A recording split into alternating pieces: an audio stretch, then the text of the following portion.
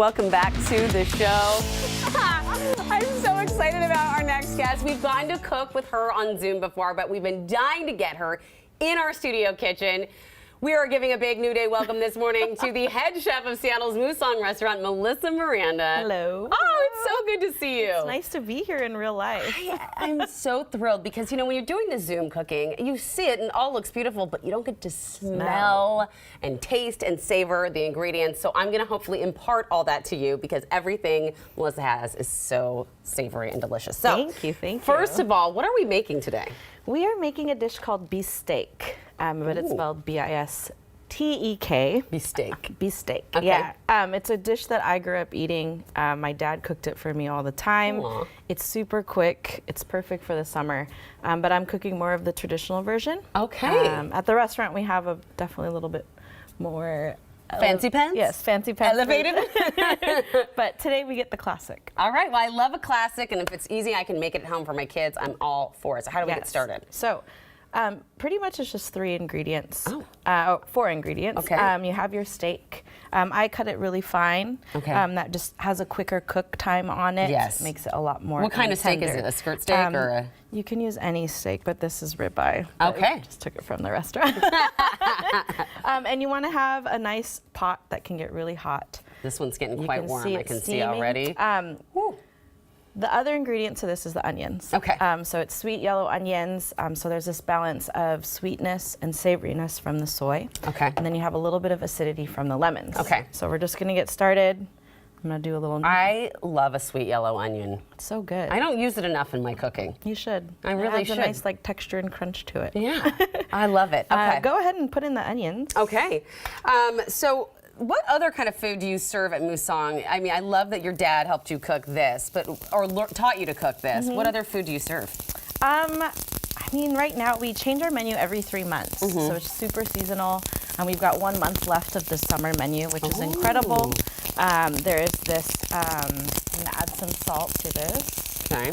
So the salt helps bring out the moisture of the onions and helps caramelize it actually better. What kind of salt is that? This is Johnny's seasoning salt. Okay. It's a local salt company. They're out of Tacoma. Yes. And I grew up eating it. So this is kind of what we use at the restaurant. So if you don't have Johnny's, you're going to go get you some. You should. It's amazing. Okay. So we're going to let this kind of get caramelized brown. It's on a high heat. I'm sorry. Oh, no, that's okay. I thought I dropped that. Okay. And with the lemons, what can I do? Yeah, so we're going to wait until this gets a little bit of color. Okay. So you can start seeing, like here, The browning on it. They're getting browny and a little translucent. Yes. Another trick, if you have a grill at home, Yeah. you can actually grill your onions. Oh. So it kind of adds a little bit more color, So instead a little of smokiness. over the skillet, you would grill it. Exactly. It rhymes. For me, the biggest thing about this is not overcooking the onions. My dad would always kind of leave it a little bit more al dente, because it's going to cook more with everything else. So. Okay. You're also a big part of the Beacon Hill community. Tell us why that's really important to you to be part of the community like that. Yeah. I think growing up, so my dad first immigrated to Beacon Hill when he moved here. It's a very historic kind of Asian and Filipino community. Where Musong is located now, it actually used to be an Asian community drop-off center years and years ago. So it kind of is this taking back our space and making sure that Filipino food is still represented out there. That's beautiful. Yeah. I love that. Excuse me. All right, so now's the time to add the meat. Okay. And this is something that you could prep the night before or in the morning before the kids get up. Exactly. Or even just have your meat, have your onions all ready, and that's it. I might actually ask the butcher to thinly slice it for me. Exactly. Yeah. Because it's a hard thing. It is. So I'm going to add a little bit more salt. Okay. Johnny salt. Johnny's salt. Coming at you. And then I'm going to add soy sauce. Okay. So this is the savory component to the dish.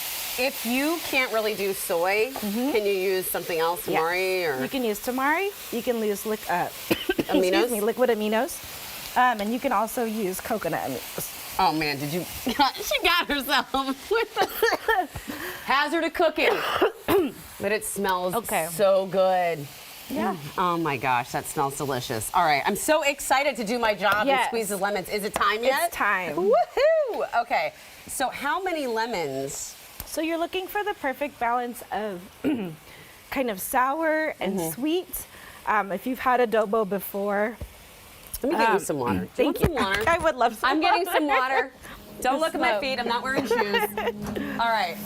We got some fancy sparkling water for you. Thank you so much. You know, it's so true when you're cooking at home and everything's fine, but it's right when you cook on TV that something like this happens every time. My throat. I would do another lemon. Okay. So 2 lemons? 2 lemons. All right. If you've had adobo before, Filipino food is really based on a lot of acid, like vinegar and soy. Okay. And this dish, excuse me, traditionally you would make with calamansi. Calamansi, okay. Calamansi is a fruit you can find at Fuli or any Asian market in season, but they're little, like they look like key limes. And that's what you would put in there instead of lemon. See, that's when she's talking about how at the restaurant they elevate things with fun things like that. I love it. And so not only are you head chef at Musang, but you also are a Bon Appetit contributor. What do you do? Like, tell me about that. Yeah, during the pandemic, I had the opportunity to become one of like their test kitchen chefs. Look at you and representing in your jersey.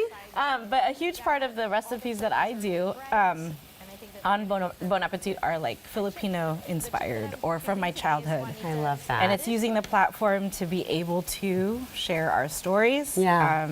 And it's been incredible. I think there's so many Filipinos all over that are just so proud to see their food. And you have such a gift, and it's so nice that you can share it globally. Thank you. And then you can come eat it locally. All right, we got about 30 seconds left. How do you finish this off? That's it. That's it? We're gonna add some fresh cracked pepper. All right. Go ahead. Here, I'm gonna do that for you. That. You don't have to worry about the pepper today, my lady. Okay. All right. And like any good Filipino, I have some rice. Of course, we gotta have rice. We have to have rice. Okay. Oh yeah. So let's put some rice. So All this right. is garlic rice. Oh, I love garlic rice. And then we're just gonna add a little bit of this on top for you. All right. Okay. So you can see the onions aren't fully cooked, but there's a lot of flavor. Some sauce. We're gonna add a little bit of crispy fried shallots for you. Okay, if you must. And a little bit I'm of. not even waiting. I'm just like. There you go. Here, let me try this.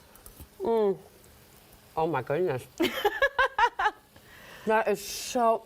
The lemon. I know. The lemon. It was all you. Thank you so Thank much. you This so is delicious. Thank you much. for sharing this with us. Absolutely. She's also going to be sharing a recipe, I believe. Yes. And we are going to continue to check in with Musang.